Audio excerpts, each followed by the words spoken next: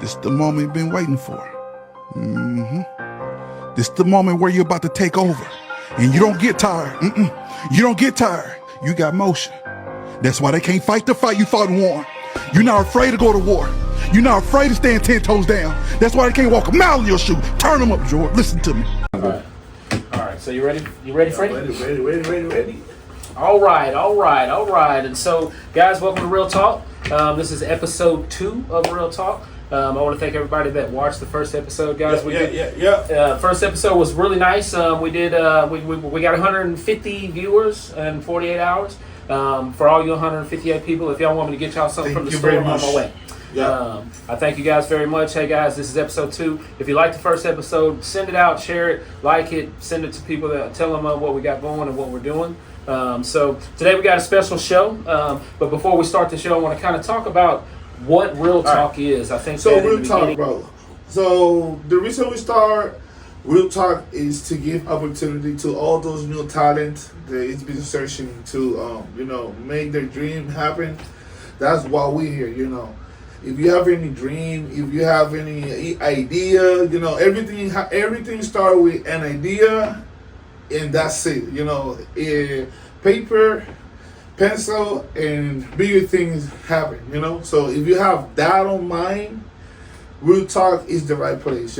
So when we started this, I started with Gordon, and I'm gonna tell you this, like, he was just a manager, me a manager. We don't even, but the energy that we feel was like, but what you do? Oh, he's fishing. Oh, you just fishing? That's it. And one day I was like, let me see your page. And I told him, I was like, bro, I love your videos because, man, like, you're doing it. Like, you're doing it for real. I want to go fishing with you one day. And, bro, he teach me how to fish. He inspired me. And now he's a celebrity. Me having the same thing. When I wanted to be an artist, I was dreaming. I was like, how can I get to that? So I started knocking doors. I started moving. So right now, we're creating that door for the new talent. So yes. And then well said. I love it. I think that I think the best part of kind of what he said was, we are opening opportunities, and the story was kind of the same for Black Dope as well. In the beginning, he was just a manager. We was working in a restaurant. We was cooking every day. We was doing our thing. And one day, actually, how I found out about Black Dope and the music is he was in the back listening. He was in the kitchen listening to music one day, and I'm like, who is this? Who's this playing? And he said, that's me. And I remember that day. And at first, when somebody, when you hear good music and somebody says it's them, you immediately think they lying, So immediately I'm like, but I could hear his voice after I asked the question, and I knew right away that I said, this is the guy, I said, and so then I started just talking to him about the music. What do you? Who's your manager? What do you this? What do that? He said, man, I don't have a manager, man. I'm by myself. I'm trying to figure out how to get out there. Yeah. And me personally, anything that I take on, I try to take over, And so the moment he said he didn't have a manager, I don't know nothing about music and how to do music and none of that, but I know how to manage people. And That was the first thing I told you. Hey, I only need a manager. And I remember that you asked me like, well, what a manager do? Sales? And you're like, I'm the perfect man for that, So in that day, the connection was like fire. Now, we've been doing festival, we've been doing videos, we've been doing content. We create Real Talk. So that's at the beginning of all this, and this is the second chapter, bro. Yeah, this is the second episode. And like I said, me and Black Dope, we got a lot going on just for this year. As I said before, we got his new album dropping. We just started through in April in Bayou, and like you said, we've been already doing festivals. We're going to be at the R&B Festival on May 23rd. Yes. If you don't have your tickets, get your tickets. We were at the R&B Festival last year. Guys, I can tell you right now that, not last year. It was a few months ago. It was last year, but it was in October, November. Guys, it was a show. It was a show. Yes. Great music, great food. Great vibe. We were there. We were there selling 3-1 rolling by you. Hey, we were the 10 number 1 over there. Like, everyone was eating off of that. Hey, Bro, do you remember that day? Yeah, man. That was crazy. So when we pulled up, we thought it was just gonna be a small little. We thought it was just gonna be like a small little thing, maybe with 100 people, something like that. We set up the tent. We got the fire going. We got the grill going, and guys, man, let me tell you something. I looked up and there was 100 people standing in line. And the place that we just started. We saw he's not lying, bro. Yeah. That was like a tsunami when people see like the purple tent. What is that, bro? That was crazy. And so we will be at the R&B Festival at the 23rd. If you have not got your tickets, get your tickets. You can go to Facebook.com. I think it's Pearland Town Center. Don't get me wrong. I'll put it on the link at the end of the show so y'all can see. Get your tickets. Y'all come out. Y'all see Throwing That Rolling Bayou. We're going to have our Bayou Rat Dogs. We're going to have our our Bayou Beans. We may even do some boudin nachos this time around. Y'all come and check us out. And the famous shrimp and steak. Those the Cajun shrimp and steak. That's Cajun shrimp on the stick. Yeah. You can't miss it. But moving on, guys. Kind of as I said, real talk. We got a banger show today, guys. We have a gentleman from right here in Houston. Just started his business, his company this year. I've had the pleasure of working with him for the last year. This guy, from Armando as well. This guy, he's taken Houston by storm. He's inspired me to actually kind of do what I'm doing now. He's inspired me to kind of get my business out and going. I'm from Houston, Texas, by way of train, plane, and automobile. We have our friend Freddy from Freddy's Photography. Yeah. What up, my bro? What up? Freddy. Gordon? Good to see you, sir. Good to see you. Good to see you. Thank you for coming to the show. Thank you for coming to the show. No problem. It's a pleasure to be here. I'm glad you're here, man. And so, Freddy, as we said before, Freddy works with me and Armando. I met this guy about 1.5 years ago. He came into our restaurant, sat down, said he needed a job. I tell you, he was clean cut. He was dressed real nice, good looking guy. I told him, man, I said he reminds me of John Stamos. Now that I said it, everybody, hey, y'all put in the comments if my man look like John Stamos. Put a 1 in the chat. But yeah. So he came in. He was looking for a job. Very clean cut. I brought him in. In the beginning, he was a waiter that was working in a restaurant. One day he brought his camera. And I immediately, I'm like, oh man, that's a nice camera. And he was like, man, yeah, I spent this money, I got this dream, I got this, I'm going to get out and I'm going to start taking pictures and I'm going to start doing this and that. And in the beginning, I have a photographer in my family. I have some other friends that are photographers. And when you hear photography, the first thing you think is that they're just taking pictures. They're just taking pictures. But I feel like Freddy and Freddy's photography, he's actually taking it to the next level. And what I mean by taking it to the next level is Freddy's getting out there. He's going actually to the public. He's going and finding people to take pictures of instead of having people find him. One thing with Real Talk is our job is to make your job visible, make your business visible, or whatever it is that you have a dream to get out there. Visibility to me is key. If they don't see you, we don't see you, then you're somebody that just has a dream. With Freddy's actually going out there. He's putting his Nikes on. He's running out there and he's actually getting it. So that's what inspired me to actually ask him to come to the show. I think that new entrepreneurs, new people that are trying to start their own business, is very important for you to kind of hear and understand how other people are doing it and why they're doing it. So, Freddy, we got a series of questions for you, man. We're not going to kill you today, man. We're not going to ask you about your wife or your kids and nothing like that. It's all about the business. So, I have these questions set up for you, man. Like I said, they're going to be nice, easy. If I ask you anything too personal, man, you can say you don't want to answer, but No, that's perfectly okay, because I want to really put my heart into this. Okay. I'm going to give you the real deal. So perfect. By all means. Yeah. So, Freddy, before we start, Freddy, tell us a little bit about yourself, where you're from, and let's get to know you. Well, my name is Frederick.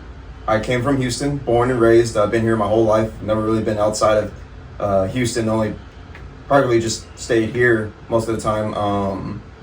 There's not really much to say. When I was 14 years old, I started a YouTube channel called Freddy 210 Hill. Okay. And that's what really kind of kicked off my young entrepreneurship. Okay. What did you used to do in that YouTube channel? What I started out doing was animations. I started out with some little stick figure animations I learned from a software that they gave us when we were in middle school. Mm-hmm. And then from there, I just transitioned into gaming videos. I bought myself a computer and just found out how to record everything, and then from there I just started building up a following. It was really just as simple as that. Really, there ain't much more to say to it. And so a lot of it was so you're saying a lot of it was self-taught. You saw it, you went and found it, and you learned it. Yeah, pretty much. Perfect. Pretty much. And I love that. I think that one thing that stops people from being successful is they feel like that they can't do. Guys, I can tell you now that pretty much everything out there, especially with YouTube, TikTok, and all these other things, you can do whatever it is you want to do. You just got to get out there and do it. So that's awesome. That's inspiring. And that I want to jump off of what you said. It's true. It's honestly really inspiring to see how many people are out there doing it to this day. Back then when I started, I was only 14 years old back in 2014, and this was a very niche thing. Everything that people always talk about wanting to do is very niche. It was very rare to see people like really put themselves out there for whatever it is that they're interested in and for themselves. Nowadays, we got millions of people who are now just blowing up popular now because they actually just tried what they envisioned, Exactly. And try is the word. I think that even with myself, I think that me and you were the inspiration for myself to start my 318 Rolling Bayou business. One day, guys, you're killing it too. I'm honestly I'm not even joking, Gordon. You're killing it. You're actually killing it. If what you just said is really true, then my God, I am so honestly happy to hear that. Yeah, and I think that the conversation that me and Freddy had that really jump started my business was, Freddy was already kind of out there. He was already kind of going out to his spot. He was taking pictures and doing his thing. And one day he came to me and he was like, "So when you get out there, where you at? Where I don't see. I see this person, I see that person, but I don't see you." I think that really pushed me forward, because he didn't say it like an asshole. He said it like, "I know you can do this. I see guys out there with less than what you have, with less of a dream than what you have, and they're already making money." I think 2 weeks after me and Freddie had that conversation is when I went and bought the tent, and we went to the barbershop. So that was my I think it was about 2 weeks. I had enough time to get paid to purchase everything, and then me and Black Dope, we went to my barbershop. We set up the tent, and we were out there. And I think that also, But I want to say something. Before we missed out. So before you got that conversation with Freddy, it was already like ideas. Yeah. And I remember going on one of my birthday. We go to Mardi Gras in Shreveport, and that day, Gordon was like, I'm just gonna buy some crawfish. I'm gonna eat, but I see him buying like 3-4 style. I'm like, what? Like, we're not gonna eat all that. And I don't know. I see Gordon like selling crawfish by himself, making money. I'm like, what are you doing? Hey, I super still have fun, but that turned into a business shit. Yeah, business. It was like an edify. I'm like, what the fuck? I just clocked in. We were selling crawfish like crazy. Just buy the next day. Yeah. And in that moment, there was no name, no nothing, just like we put crawfish on a piece of paper. Yeah. We put it in a piece of paper. $10 crawfish. That's it. It would have a line for 60. Bro, there was a kid that he only spent like $200. Yeah. We made $700 in That he only spent $200. He was like, give me more. But that was not the plan. But that's why make this special. Like me and Gordon, we are spontaneous. We are like, oh, I have an idea. Let's do it right now. Let's do it. Don't wait. Do it right now. And that's the best way. It's like if we wait, someone is gonna do it for you. Yeah. And that's how the world's moving, and that's what you expect to do. When Gordon told me that you was going to downtown with the iPad with all this shield, for me, I was like, what? And then when I see you in the festival, it was like, oh my God! Yeah, I can see my preview right there whenever you took bro, that was mind blowing. Mind blowing. So yeah, bro, congratulations with that, and yeah, bro, yeah, perfect. And so that segues us into our questions, man. So we got a series of questions for you. This is for Houston to know who Freddy's Photography is. So when they call you and they hire you for their next photo shoot, they'll know who you are. So we're gonna start with the first question. When did you know you wanted to be a photographer? Well, it was something I never really figured out. I just, by that I mean, like, I never knew I wanted to be a YouTuber. It just kind of happened, sort of ordeal.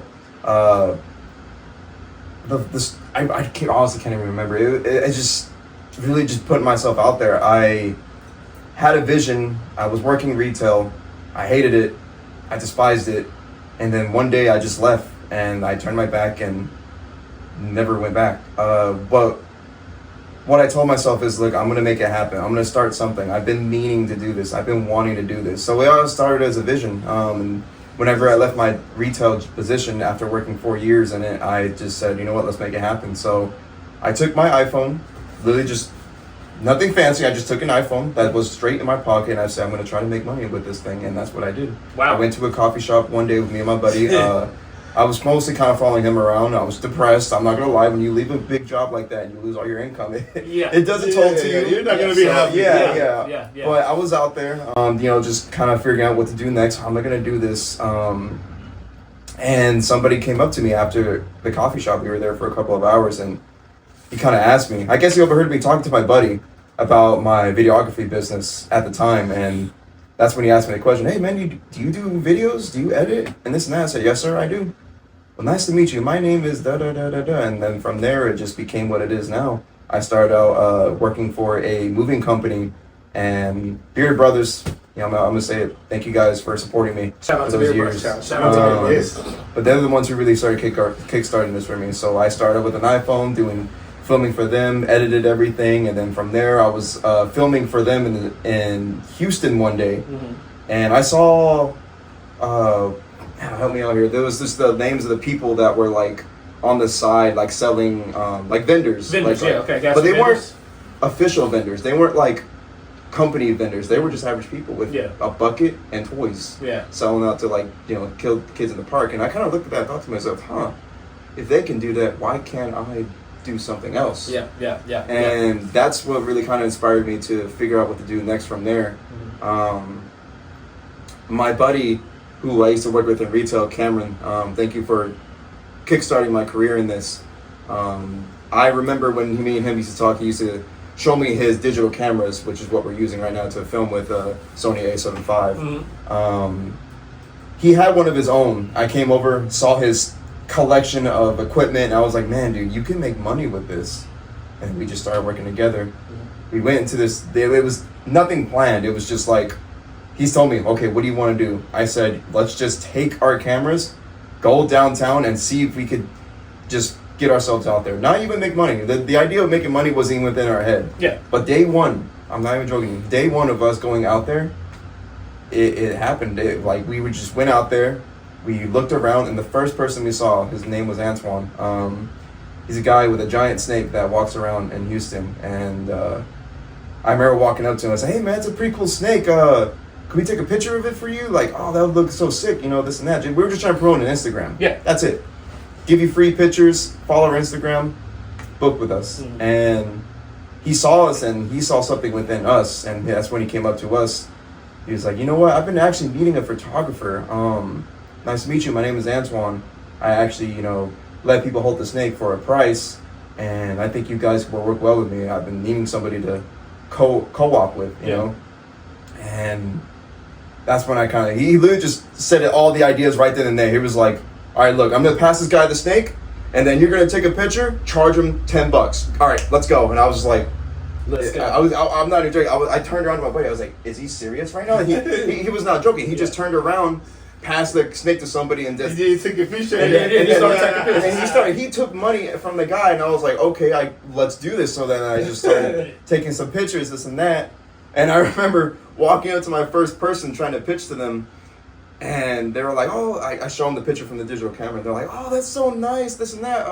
How much is it? How could I get it? I was like, I don't know. Look, I'm gonna be honest with you. Look, I'll give you all the pictures for $5. He was like, oh, those for $5. He looked like he stole from me. Like he was so happy about that. He was like, oh, those for $5. Right. All right, give it to me. Right. And I was like, okay, let me. It was. I'm not gonna lie. Day one was the most stressful thing ever. Because then I had to figure out how I'm going to get the footage, how am I going to get all these pictures to him now? I don't even know how to use the thing. Right. You know, but my buddy knows more than me, so I'm sitting here learning, selling, and pitching all in the same time. And bro, I understand because, I'm a graphic designer myself too, so my first graphic design, people was like, oh, you made that? Oh, how much? And I was like, I didn't know how to charge. Because I didn't know my value. Mm-hmm. And I was like, you're like, oh, $5. One day, I see this bro paying like $200 for a blank shirt and a letter. Wow. And I'm like, how much you pay? $200. I'm like, I can make art. Like, I can make this, I can draw, I can do, real art. And I didn't know my value, and I laugh because it's like that. When you don't know your value, people will get advantage. You'd be like, "What? Five pictures for $5?" Oh, like yeah, of course, bro. He's just in that for maybe an album cover. He can do a lot of things with those 5 pictures. Bro. Oh yeah, he definitely got his money worth with those $5. I get exactly what you're saying. And so guys, and I think that a lot of what we just talked about, I think that you guys have. Have set up probably 2 or 3 podcasts for us in the future. So the first thing that you spoke about, just kind of getting in, is quitting your main job to start this. So what I call that is you stepped outside of the matrix. And we're gonna go in a deep dive about what the life matrix is on another show, but I'm gonna just kind of narrow it down for you. So what I believe the matrix is we were born, we were raised by our parents, we went to school, we were taught to go get to class on time, to be good to the teacher, to respect the principal, and then we went to high school, we did the same thing, we went to college, we did the same thing, but they gave us a little bit more responsibility. To raise your hand when you were taught. Right, and then we're in the workforce. So now we go into the workforce, and then we have to do the same thing that we did in school. We make a wage that is enough to where we don't sue anybody or starve to death, and then we die. I think that the first step in any type of trying to start your own business or starting something for yourself is you have to step out of the matrix, and that's the only way. Even with myself with Black Dope, we run a business. We run someone else's business. So basically, we are trapped. We are stuck in the matrix, not trapped in the matrix, but we are stuck in this matrix, and until we realize and until we say to ourselves, we know our own worth, then we step out of that matrix and say to ourselves, okay, I know what I'm worth, I know my value, and now I can make more in a day than what I'm making in 2 weeks. I think that being an entrepreneur and starting your own business, you have to understand, first of all, what you're worth. If you don't understand what you're worth, it makes that stepping out and stepping out of the matrix even scarier, because at least if you go to work every day, in 2 weeks you're gonna get that, 700. It's comforting. It's comforting understanding and knowing that $900 or $2,000 check, however much you're making, is coming. But once you step out of that matrix and you start realizing that I have my own business, I can put me and Armando. We can put up the 318 tent. I can put that tent out for 4 hours, and we can make $2,000 in a day. Easy. Easy. And that's barely working. That's barely struggling. If we really got out there and we really went to a huge event and we really, really wanted to make it happen, easy 10,000. Yeah. Easy 10,000. But I have a family. I have a home. I have a mortgage. I have 2 cars. I have a baby girl. I have the boys. I pay child support. If I walked in my mind, the matrix has tricked me to believe that if I stay in this matrix, that I'm going to lose everything. But I'm starting to learn very quickly, just especially by talking to people like yourself, that you're going to survive because you stepped out of your job and you're still living and you're still doing it. Yeah, that's how you figured it out. I was literally on the brink of, I want to call it death. I think of my life as a video game. I was literally like on the brink of death. I was almost at $0 in my income. He said he had one dot left. I was right there. I was not even joking. Like my parents were telling me, like, look, rent is coming up. You are running out of money. What are you gonna do? You need to go get a job. Yeah. And I was just like, hold on. Yeah. I'm close. I'm figuring out something. Okay. It worked. So, it actually worked. Yeah. It wasn't much, but I was making $125 a week, and I was doing plasma donations just to get by. I have literally the scars right here to prove it, you know. So I was really hustling to try to make something figure it out and work for me. And you know, and when you have a business, I think that's the most important part. I think that once you start a business and it's yours, you'll do whatever it takes. You'll do whatever you have to do. It's yours. To make it happen. It's yours. You know, to make it happen. When you're working for, you know, Joe Blow and Jimmy John, you know, it's like, I'm here. I showed up. I clocked in. What do you want me to do? I'll do exactly what you tell me to do. But the inspiration to make your shit better is not in my blood. You know what I'm saying? So I think that, you know, when entrepreneurs and new artists and things like that, when they say, you know what, I'm going to do it, you can't fail, because the only person that you are lying to is yourself. You know what I'm saying? The only person you're going to fail is yourself. And you know, when you fail when you try it. Yeah, that's the moment you fail. People think the failing is like starting something and I made $2. No, you're winning because you started. There's a lot of people that they don't even start because in their head it's like, oh no, it's not going to happen. It's not going to happen. Mm-hmm. So I always said that you fail when you never start doing something, you know? I think people are just afraid of failure. I think it's just admitting that they did something wrong, you know? And you cannot be afraid of failing, because the more you're failing, the better you become. You know Dragon Ball Z? Mm-hmm. You know Goku? Mm-hmm. You know, he get beat up, like boom, boom, bam, but the more he get beat up, the more stronger he gets. The better the comeback is. Bro, all this transformation, you know, every time it's a word beat up, beat bam, beat bam, beat bam, but whenever he came, you know, it's like, God damn, you know what I'm saying? He comes back stronger. He comes back stronger. Yeah. The scream is louder every time he came back, like, you know what, motherfucker? You're not gonna win. Right. But hey, Freddy, going back to the question, I have a question for you, brother. Okay. So, you know, right now you're doing photography and you're doing some videos. My question to you: this is a career that you can take it farther. Yes. So, would you want to do movies in the future? You want to do shortcut? You want to be part of a big company like Netflix, like Hollywood, stuff like that, or you just want to keep it, you know, with you? No, like an independent company.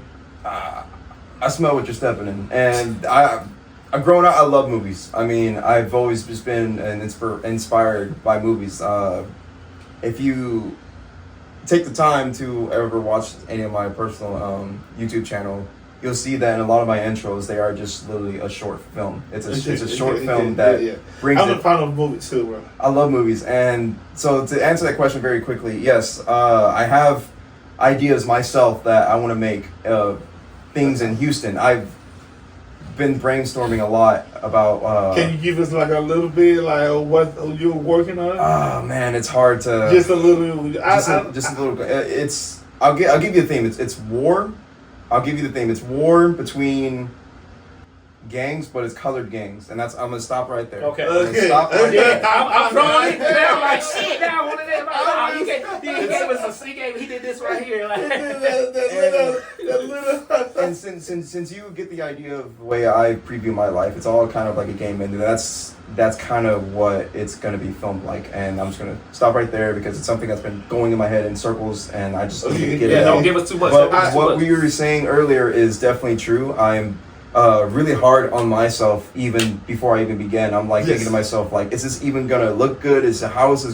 How the heck am I even gonna accomplish this? You know, and that's what stops me from. That's not a bad thing. That's great. That's why I told you that's make you special, because we do it right or we don't do it. You know. And everybody has that. I think everybody has that fear. It's all in your head. Yeah. I promise you, whatever it is that's telling you can't do, it's all in your head. If you just even start with just the small steps, making the account, turning on the camera, like realize that after you finish filming and after you finish creating that account, it's like, man, you've already made progress in the right direction. Just keep running. Yeah. That's the way. That's what I like to tell myself. Whenever I'm like full sprinting, I like to run. Whenever I'm running, I'm just telling myself, just keep running. Why stop? Yeah. And I take that as a metaphor to everything I do in life.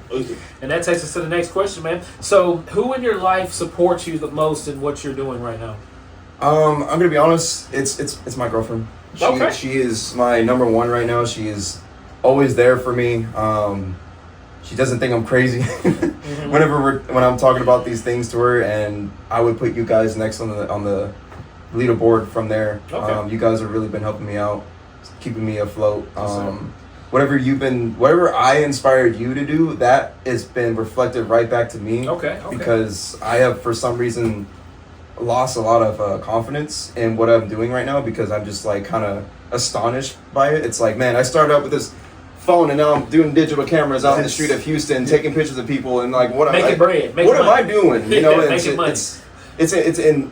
it's insane. Yeah. You know, it's like nobody's ever done it before, but those are the type of things I really feel like push people to the next level. Yeah, and I love it. And so I guess with the flip side of that is right now and what you're doing, and we all have them. Who's your biggest, or what do you feel is your biggest doubters or haters of what you do? Man, it's rough. Really hope you don't see this, but it's probably with my family. I do it, bro. It's all. It's rough. Okay, so unfortunately, bro, they support me. They support me for sure. Like, they give me the space. Right now, it's just they give me the space to let me do what I need to do. Mm-hmm. But if just growing up, I never really had the support I really asked for. Whether that's my fault, their fault, I don't blame nobody. I just know, like, right now it feels very distant, and I just know that, like, whenever I'm doing something and I'm working on something, I feel a sense of doubt. Yeah. And that's just that. But you know what? It's the closest people. You said this once, and it's the closest people that are really going to be against you. Because it's going to be against you, yeah. And they call it love, and I feel that it's because they are not understanding that the world is changing. Mm-hmm. Even the way we're making money is changing. Everything, the way you pay, the way you move, everything is changing. And sometimes whenever they see you moving like that, it's like, no, when I was your age, I used to do this, and that. And now look at what you're doing, but they don't understand that this is the generation I agree. that is moving like that. And it happens to me also, you know? And not only that, but what you're saying is that's the matrix. When I talk about the matrix, and as I said, we're gonna go in very extensively to this. Your parents are the first ones that start you into the matrix. Your parents teach you gotta, you make your bed and get up, and you gotta make sure this and all that makes you a better person. And I think that is what we need to become great. But what my fear is that if we step out of the matrix, if we step out of what they believe and what they've done in their whole life that made what made them successful. If we step away from that, we're not doing what we're supposed to do in life. You know what I mean? It's like, oh, you're not doing what you're supposed to be doing in life because you didn't do it the way I did it, or the way that I believe that it's supposed to be done. You get what I mean? I see. And I think that that was part of the plan. It was part of the plan for the parent to be the one to say, you know what, nah. What you're doing is not good. I've even seen situations of people like ourselves, entrepreneurs, that in their first year made $1 million, and even the people the closest to them are like, well, it's just $1 million, but it's like, and they never see $1 million. They never see $1 million, right? They never see, right. It's just $1 million. Just to low grade your success. Right. They're gonna tell you it's just $1 million, but they never see $1 million themselves. Right. And I think that I feel like that. Especially in this world, I think that as this show evolves and as Real Talk evolves as a podcast, this is going to be the number one question that I ask all artists, all business owners: is who is your doubters? Who's the people in your life that that doubt what you do. I think that it's important to understand who your haters are, so you know to drown them out and know to ignore them. Yeah, don't let them consume you. Yeah. Don't let the haters consume you. Let the haters be the one to motivate you. When somebody comes to you and says you can't do, that should be your number one motivation to say, I'm going to go do it right now. All my life since I was a kid, anybody who knows me, anybody who grew up with me, if somebody said I couldn't, I went and did it the next day. The reason why I'm a restaurant manager is because somebody told me one day that you ain't gonna be nothing but a server the rest of your life. Yep. 365 days later, I started running restaurants. So you have to understand, guys, that your haters should be your number one motivator. I appreciate. I will die knowing that I did everything I knew that I wanted to do for myself. Yeah, and that's the play. Screw anybody who says that you have to be this certain way or you have to do this, otherwise you're going to be a failure. We live one That is life. your opinion. Yeah, I love it. We live one life. I love it. So we're going to move on to the next question, guys. So, Freddie, what's the hardest part of what you do? To be honest, is everything we just kind of been discussing. It's really just staying motivated, staying confident to keep believing what you're doing is going to work. And I think that's where a lot of people fail within themselves.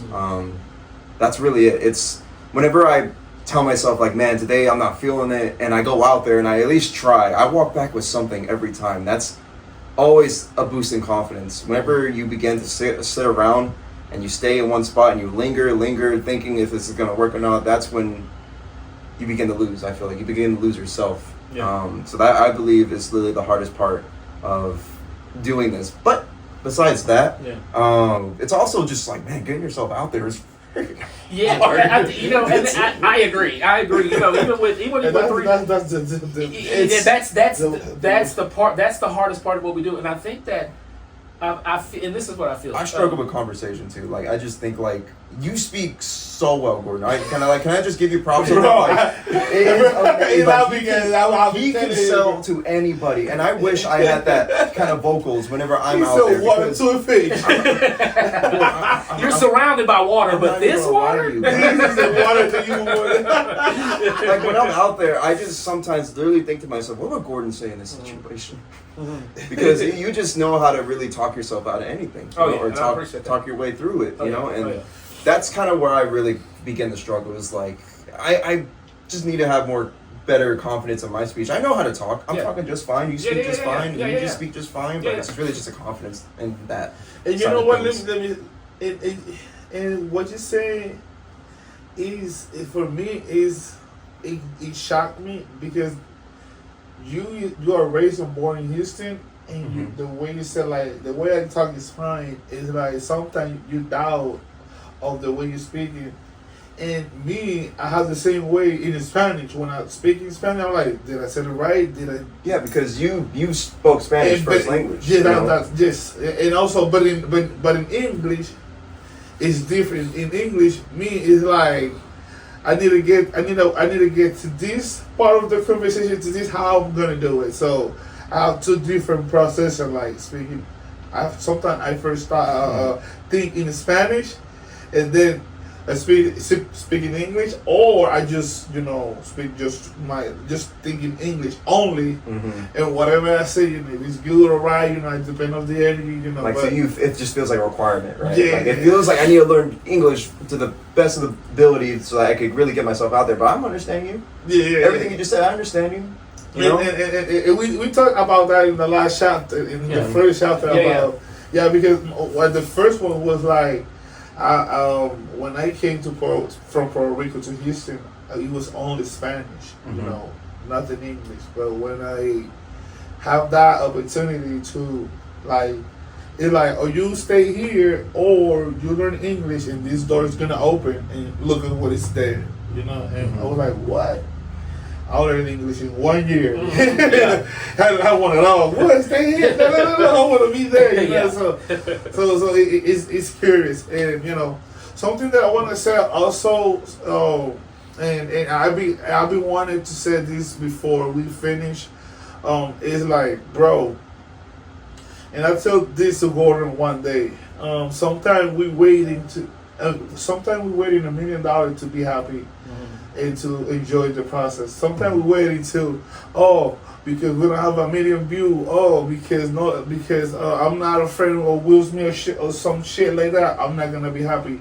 And bro, we need to enjoy every process because the tomorrow we don't know now. We know about today, but tomorrow we don't know what happened. You know. So and whenever we die, you know, sometimes we spoke about laying. They like, but sometimes I don't want to say it like this because I was not living in that era. Let's put it like Tupac, a legend. But how old was Tupac? Like when he passed died? away? Yes. He was like 30s, wasn't he? Yeah, he was 20. Yeah, He was young, you know what I'm saying? So but we be like, damn, Tupac, you know? So, but he was Tupac because everything he do, he enjoy it, bro, to the maximum. He was not like, I'm laying. If I'm saying I'm a laying, I'm going to believe that I'm a laying, and nobody gonna be like, no, what you gonna say? And that was Tupac, and that was made him a laying. And then like him, there's a lot of people that understand him. Life's too short, so waiting for $1 million, waiting for success to be happy, I think that is not an option. You need to be happy every day. You find a way. I get that. And today, Yeah, you need to be happy he today. gave off a like very optimistic point of view within everything he was doing, and I get that. And that inspired everyone around him to keep going as well. Inspired me, even inspired me. You know, me all by myself in the United States. I got a lot of people, closer people. But blood related, I'm by myself, and everything I do is like that. I'm gonna live it to the maximum because if I die tomorrow, the people that know me, they're gonna be like, bro, that rap, you know what I'm saying? Yeah. So That's yeah, great. bro. That's great. All right, so moving on to the next question, guys. So, Freddie, and you know, one thing that I want for this show and for Real Talk is, you know, we're going to talk about the reality that people have to face of starting a business. You know, we don't want to. We want to be transparent. You know, we didn't just start a business and then just open up one day and say, okay, we got it. You know, it does cost money to do these things. So, Freddie, I want to ask you. I know that you started with your cell phone. We all know how much an iPhone costs. We all have an iPhone. But how much did it cost to get your the bad boy that's filming us right now? And how much does it cost for you on a week to week basis to do what you do? So for the camera, for the lens, for the lights, for everything that we're looking at, you're looking at roughly $8K. Woo! $8K. $8,000. But just to get started with what you need, I'm gonna give you guys an insight. Like, just to get started, what you need, you can get a basic Canon camera, and that's like $300. You can literally do everything what I do, which is a $300 camera. I've seen it before when I was out there hustling, and what was it, Saturday night? My competition out there was a guy with a Canon camera with the little T-Rebel 36, and that's nothing compared to what I have. He was still, you know, kind of doing what I did in the beginning. He was still making himself known, and that's all. He literally was just doing what I started doing in the beginning. All he did was just give out an Instagram. He was taking pictures and said, "Look, follow my Instagram." And then he came up to me because he saw everything I had. I had the iPad out, I had the camera out, I had the flash and everything, and the whole gear. And he ran right up to me and was like, "Man, dude, can I get your number?" I was like, "Man, of course, bro. Like, let me help you," you know. So he reached out to me, but it only cost like $300 just to get started with everything I'm doing. But to keep up with everything, I'm not gonna lie, it's expensive. I'm still paying off a lot of the equipment I currently have because I put it all on credit. But if you know how to really find the right spots, which I'm still kind of struggling to find out. I only know like 3 locations, but if you go to the right places, you could really make like $1,000 a night. It's just a matter of just knowing where to be at and really just putting yourself out there. And I would say that's more taxing than the money. Yeah. To get off work, to put your shoes on, and then go to work again. That's the hard part, and I love that. I love the honesty. You know, so Freddie's saying, you know, he started out with a phone. You can start with a $300 camera, but if you want to get to his level, he's at $8K right now in expenses. But we see Freddie. Freddie goes out every day. When he comes to work. Freddie comes to work, he clocks in, he does his thing, and when it's time to go, he's like, I got to get to the money. So So I know that he's gonna pay this off quickly, and then he's gonna be making bread hand over fist. And Freddie, we're winding it down. We're down to the last few questions. What are some fears that you have moving forward with this dream?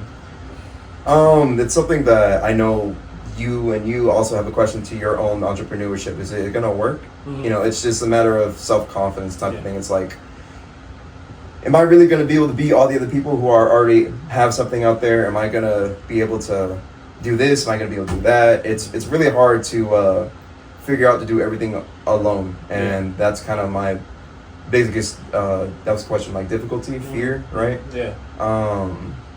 But the more you kind of begin, I've learned this just whenever I started out with the iPhone. This is the more you put yourself into what you want to do, you will find the right people.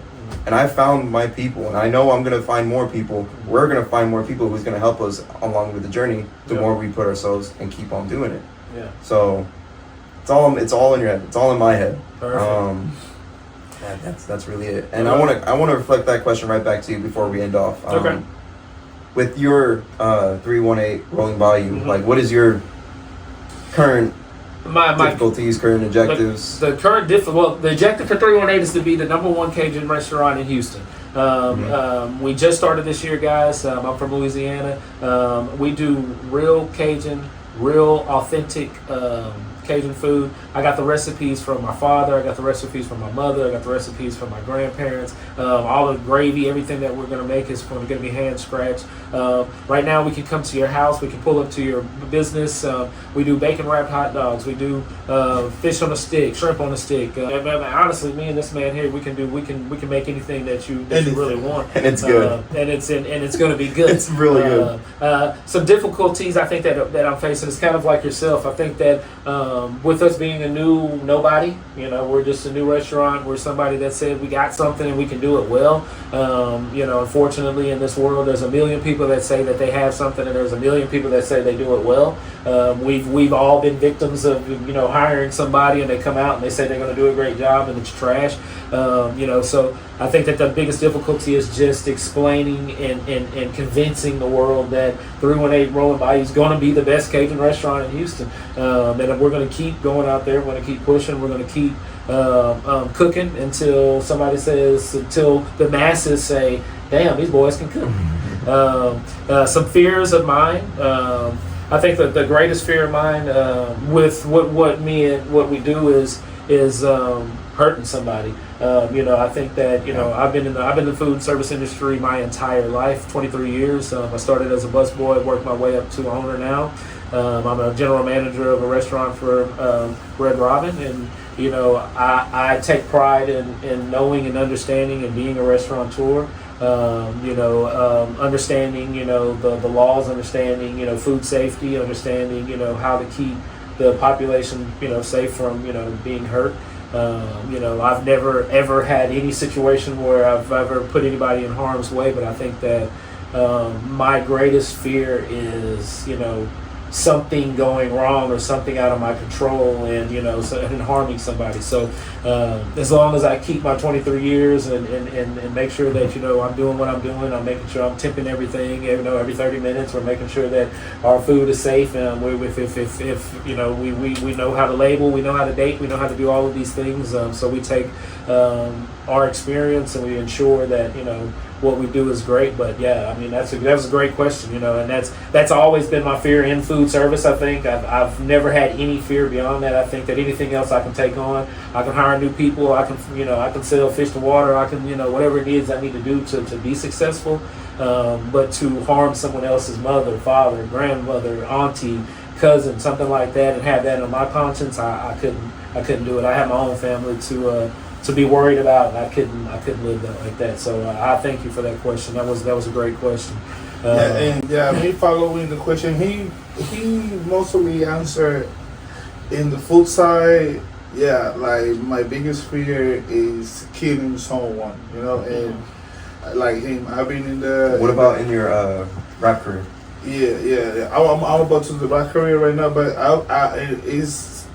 I have that spirit before in the food industry. I have this gentleman who was allergic to some seasoning, and the server, he was a new server, so she still sell it to him, and he give it the card. So there's some people that they're too order you that they give you a card telling you, hey, this is everything this is everything that I can eat and I cannot touch.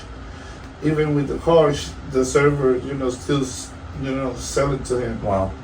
And the guy, he died in the restaurant. Oh wow. Yeah, I was a supervisor, bro. I don't want to say the name of the restaurant, but this is a real story, bro. Right. And it's already happened, but not in my basement. I was working for someone else. But it's that one of my, but that's still one of my biggest fear. He know me when I cook for real. I get mad, mad, not mad like that. Later I will be like a friend. No, I'm gonna get mad, personal. If you don't respect what I'm doing, get the fuck out of my way. And he can tell you. In the music industry, I feel my biggest fear was never start doing it. That was my biggest fear because I was a music, like I said, I was a music fan. I have all my favorite rapper. I can name it. I was this guy that I could put music and rapping all the lyrics because that was me. I used to enjoy it, and my biggest fear was like, damn, I want to be one of them, and how can I start? So my biggest fear was like, if I never start, I would never be here, and because I just write one verse. Look everything we built already. Just that's good. building one verse and just decide to do it. And now that you started, I want to ask you, what is your current accomplished, or no, I'm sorry, not accomplished. What is your current difficulties now that you've already begun? Because now the fear of doing it, you've already done it. Yes, you're him, yes. So what is right now? What is the now? So I'm a person I always the reason me and Gordon connect so much is we always aiming for bigger things. And the other difference is that Gordon is to do it now. Me, I'm like, I want to watch my step because I don't want to fall, but I still want to go to the same. I want to go with you. I want to go with you. But let's be careful. Just be careful because when I look back, I'm far. Goddamn. I'm running. Yeah, Gordon, like I don't care. Let's go. But that's awesome. A good combination, That it is. And right now, like my current, we're coming with La Foquín Melaza Negra studio. We're gonna build a studio with the same concept of real talk.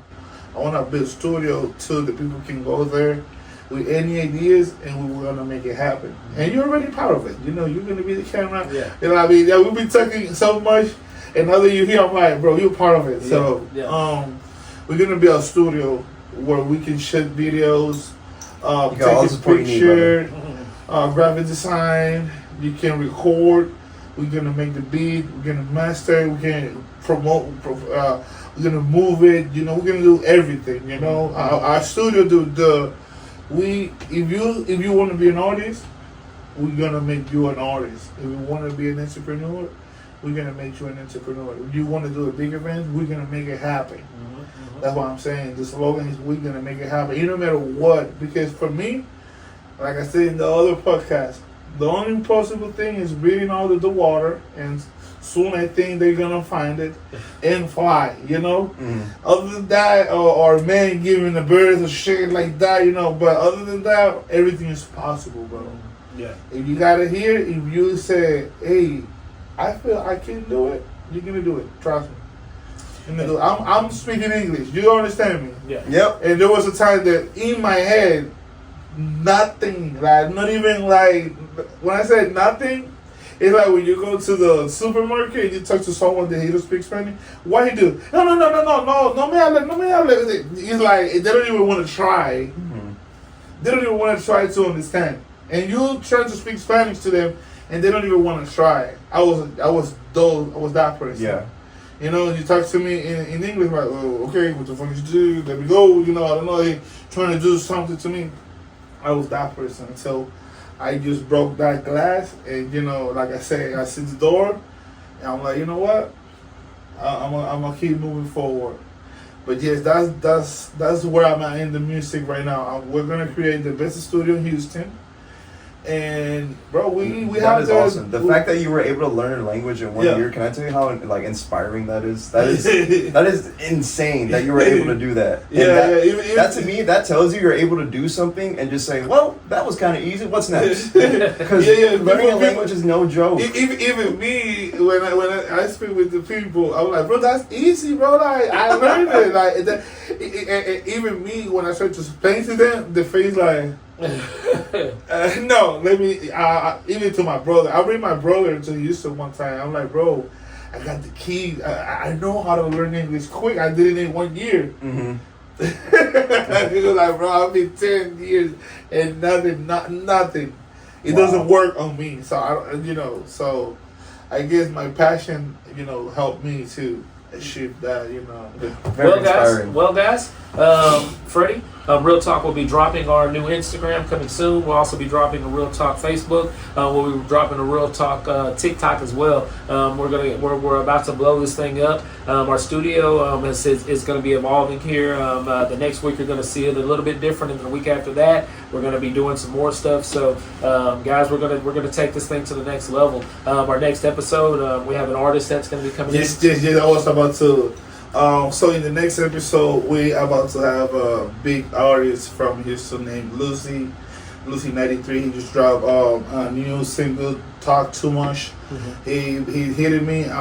So we're gonna make it happen with him. I'm telling you, bro, this is 5 year.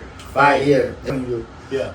He went to the festival, to the Two Doses Festival. Okay. Yeah, he was there. So, he willing to be in the podcast. So we're gonna make it happen, bro. Yeah, we're gonna make it happen. And he real talk. He gonna tell he from Houston, and I'm telling you, bro, Lucy 93 is gonna be the next artist. That's gonna be with us, and yeah. All right, perfect. Well, guys, if you are interested in that, hey, please, y'all come. Make sure that y'all are watching episode 3. We will be posting just throughout the week photos of our next artist. We'll also be posting clips and shorts from this episode as well.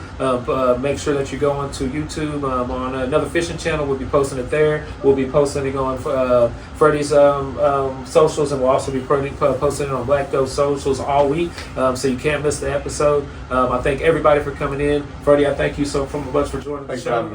I thank you so much. And guys, y'all come back. Y'all see. Y'all watch this next time on Real Talk. This is the moment you've been waiting for. This is the moment where you're about to take over, and you don't get tired. You don't get tired. You got motion.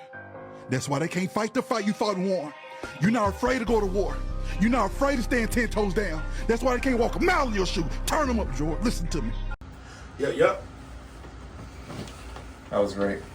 Perfect. God damn. I think that in the beginning that let's stop. I gotta stop moving around. You're looking at yourself too. I don't like you looking at yourself. I'm gonna flip this. Don't stop. No. I don't like the way it feels. I need to get some sunglasses. Gordon. I'm gonna flip this and don't look at it. Don't look at yourself. Bro, just look right here. Bro. You were doing just fine. You were doing perfect, bro. You were honestly just fine, Gordon. You were doing good. You spoke, bro. I mean, right now, you don't even say what you said. Let's go, let's jump, or what we used to say, because you're gonna boom, put it, you're gonna edit it. Okay. Yeah, bro. Gordon, I promise you, bro, you were speaking. Bro, I was excited, bro. There was no awkwardness coming from you. There was no nervousness. I was like, what? Stop! What happened when you heard something? But you don't. But I gotta stop looking at the camera. Yeah, so I'm gonna flip that. No. I'm gonna flip you. I think you were looking at yourself. So I'm gonna flip it. Just look at the lens. Just look at the lens. Keep looking to yourself. It's not gonna fight you. It's not gonna do anything to you. Oh, look into me, Gordon, I promise you were speaking just fine. Okay. All right. I love it, bro. I love this moment, bro. He was like, fuck this.